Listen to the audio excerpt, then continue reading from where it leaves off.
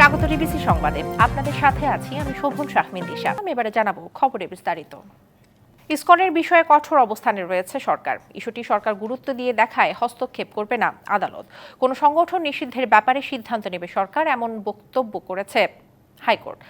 High court আরও বলেছে, দেশের মানুষের মধ্যে সৌহার্দ্যপূর্ণ সম্পর্ক আছে, সবাই সাম্প্রদায়িক সম্প্রীতি নিয়েই বসবাস করছে।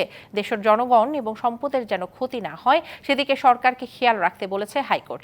এ বিষয়ে সরকারের তৎপরতা যেন অব্যাহত থাকে সেই পরামর্শ দিয়েছে আদালত।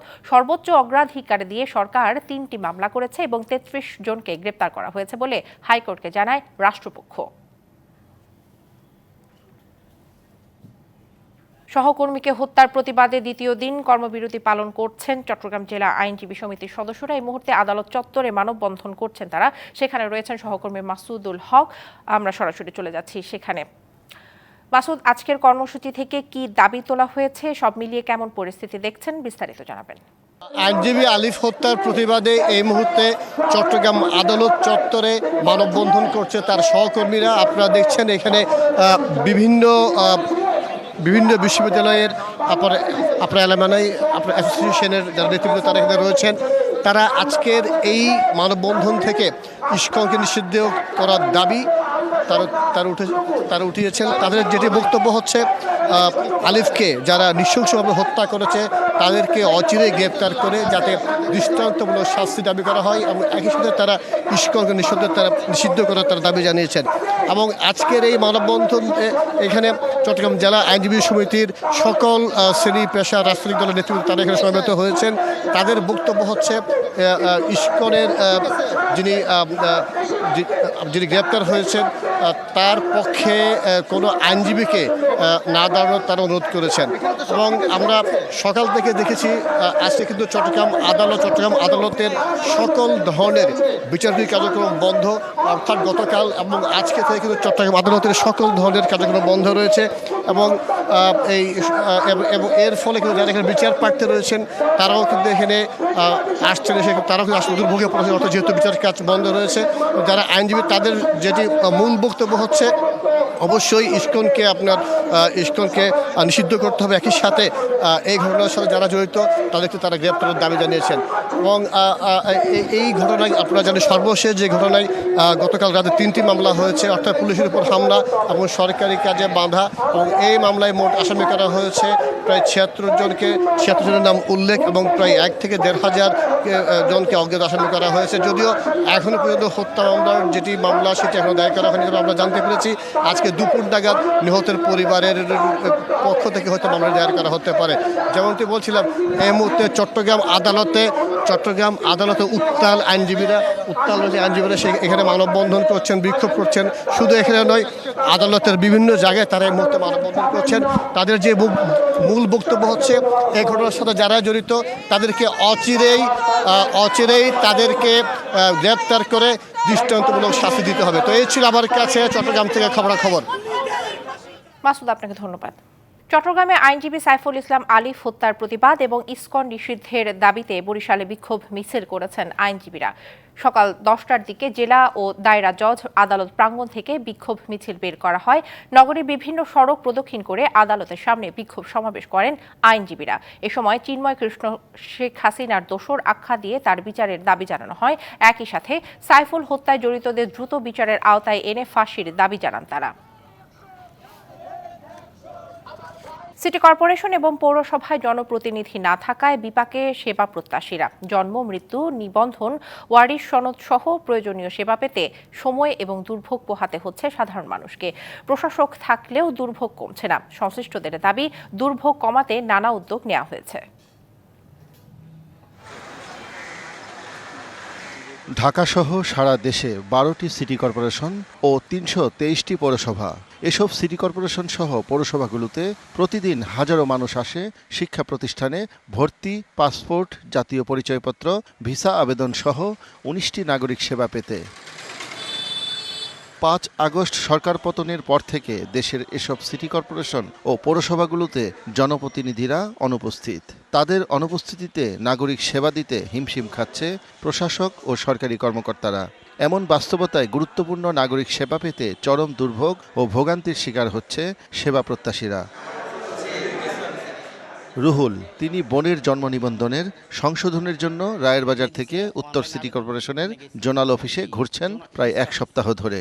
ডিসি অফিস থেকে ওনারা এক কপি রাখছে, আরেক কপি আমার কাছে দিয়ে দিছে, ডেট দিছে 4 দিন পরে আপনাদের যে অফিস কমিউনিটি সেন্টার ওখান থেকে গেলে ওটা আপনি মূল কপিটা কালেক্ট করতে পারবেন। ওখানে আসলে বলতেছে যে ভাই এটা তো এখানে আসছে মাত্র 4-5 দিন পরে, আরও 1 সপ্তাহ টাইম লাগবে আমাদের হাতে আসতে।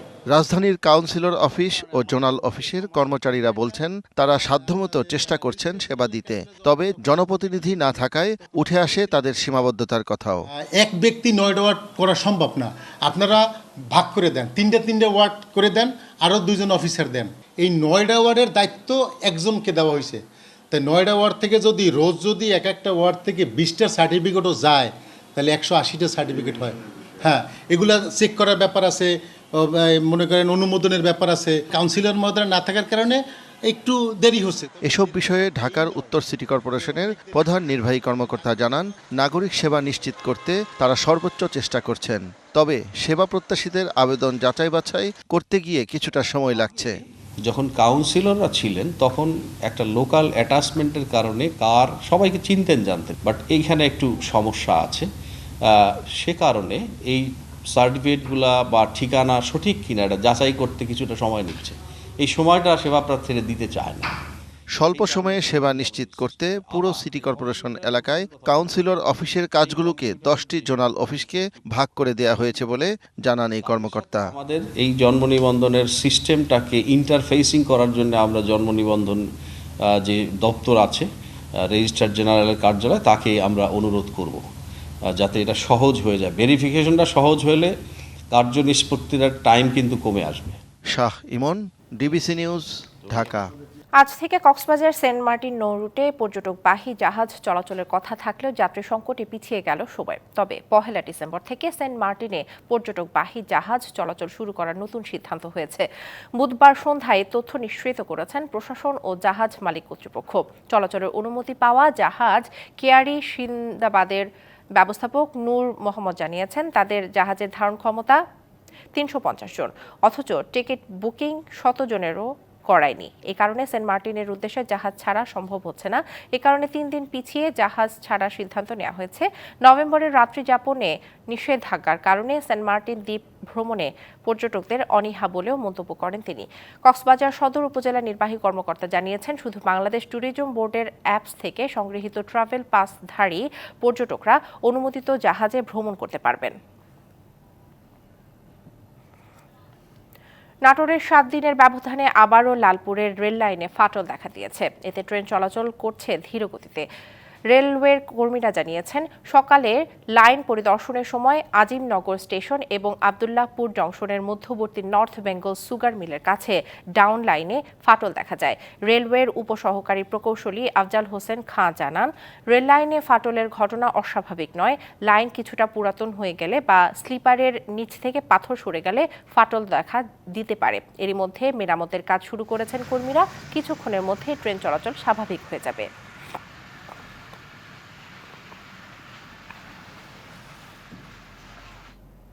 নভেম্বরের শেষ সময়ে এসে শীত জেঁকে বসেছে উত্তরের জেলা পঞ্চগড়ে।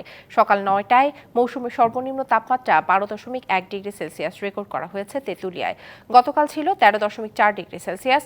শীতের তীব্রতা বাড়লেও সকালে কুয়াশা দেখা যায়নি। পূব আকাশে দেখা মিলছে ঝলমলে সূর্য, তবে হিমেল হাওয়া থাকায় শীত অনুভূত হচ্ছে বেশি। গায়ে গরম কাপড় জড়িয়ে কর্মজীবীরা ছুটছেন কর্মস্থলে। স্থানীয় আবহাওয়া অফিস জানিয়েছে, গত কয়েকদিন ধরেই তাপমাত্রার পারদ নামছে, যা অব্যাহত থাকবে।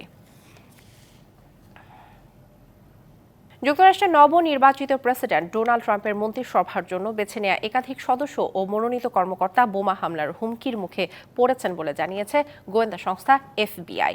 ট্রাম্পের মুখপাত্র ক্যারোলিন লেভিট জানান, ট্রাম্পের বেছে নেওয়া ক্যাবিনেট সদস্য এবং প্রশাসনিক কর্তাদের মধ্যে বেশ কয়েকজন মঙ্গলবার রাতে এবং বুধবার সকালে বোমা হামলার হুমকি পান। এছাড়া পুলিশ বা জরুরি সেবা কর্মীদের পাঠিয়ে হেনস্থা করা হবে বলেও হুমকি দেওয়া হয় তাদের। জানা গেছে, মার্কিন রাষ্ট্রদূত হিসেবে মনোনীত এলি স্টেফানিক হুমকির শিকার হয়েছেন।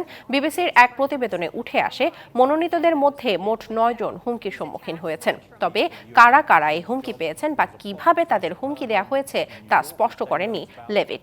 তদন্ত এখনো চলমান রয়েছে বলে জানিয়েছে পুলিশ।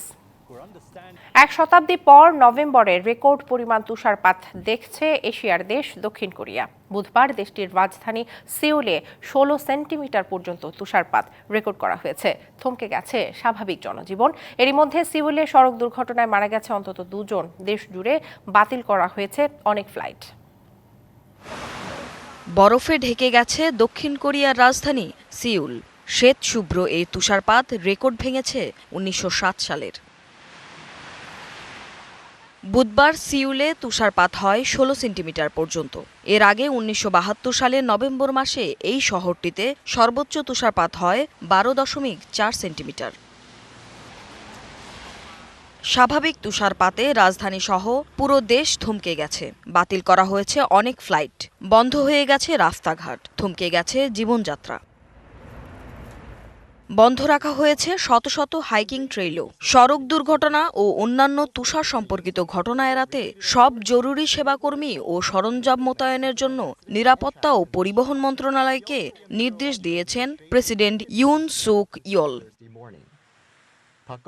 দেশটির আবহাওয়া বিভাগ জানিয়েছে, মূলত সমুদ্র পৃষ্ঠের উপর তাপমাত্রার বৈষম্য এবং ঠান্ডা বাতাস ভারী তুষারপাতের কারণ। আর ভারী তুষারপাত বৃহস্পতিবার পর্যন্ত অব্যাহত থাকবে দেশের অধিকাংশ স্থানে। অপ্রত্যাশিত এই তুষারপাত দেশটির স্বাভাবিক জনজীবনকে স্থবির করে দিয়েছে। প্রাকৃতিক এই বিপর্যয় আবারও দেখা দিতে পারে বলেও মনে করছেন বিশেষজ্ঞরা। আর তাই ভবিষ্যতে ক্ষতি মোকাবেলায় আধুনিক প্রযুক্তির ব্যবহার বাড়ানো উচিত বলে মনে করছেন তারা। Tumpa Tarafdar, DBC news desk. সংবাদেই ছিল এখনকার মতো। ডিবিসি নিউজের সংবাদগুলো পড়তে ভিজিট করুন dbcnews.tv আর ভিজিট করুন ডিবিসি নিউজের ফেসবুক পেজ এবং ইউটিউব চ্যানেল। ডিবিসির সঙ্গেই থাকুন।